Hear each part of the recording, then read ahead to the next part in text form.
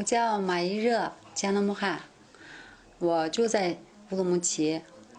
然后我是19年10月20号去了哈萨克斯坦，这次去是第2次去。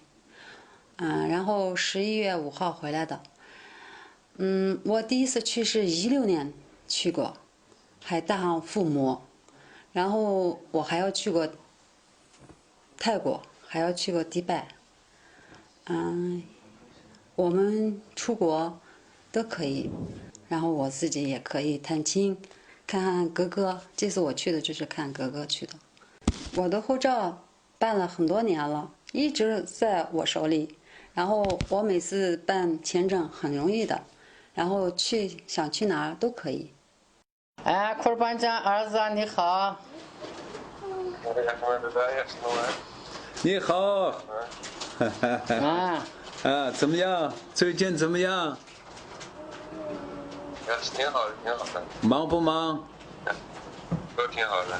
对这个疫情，现在不怎么出门，有点影响，其他都没啥，其他都挺好的。我叫阿卜杜埃尼阿卜拉，家住乌鲁木齐，儿子2010年在苏州一家企业工作，后来又派到土耳其工作，我们随时都可以跟他联系。我们刚才也通了个电话，得知他身体很好，我们很放心。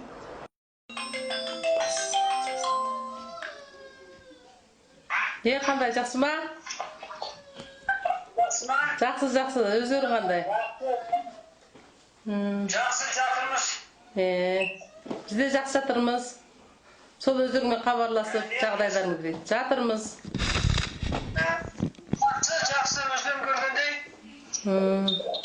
Тәпеме берейін. Иә, балам, қандайсыңдар? Жақсыңдар ма? Жақсы. 我叫古里加伊纳尔阿沃里拜，是乌鲁木齐的。我哥哥3年前到哈萨克斯坦定居，我们都很想他们一家人。去年10月份，我们提出申请探亲，很快就办好了出国手续。今年1月19号，我带着爸爸、孩子，我们3个人飞到阿拉木图，见到了哥哥他们一家人，特别高兴。到了哈萨克斯坦，到了以后，我们去了滑雪场、大商场呀，好多地方。我们一共待了55天，家人都非常高兴。那个境外一些人说，新疆呢限制少数民族群众出国，不允许和国外的亲属联系。从你的经历来看，是不是这回事？安全不是这样。你看我手里拿的我的护照，我爸爸的护照，我儿子的护照，我们才从哈萨克斯坦探亲回来，出国很方便。平常我们经常和哥哥一家视频联系，经常聊天，非常自由。境外的人说不让我们出国，不让我们和国外亲属联系，完全是造谣，完全是污蔑，完全是胡说八道。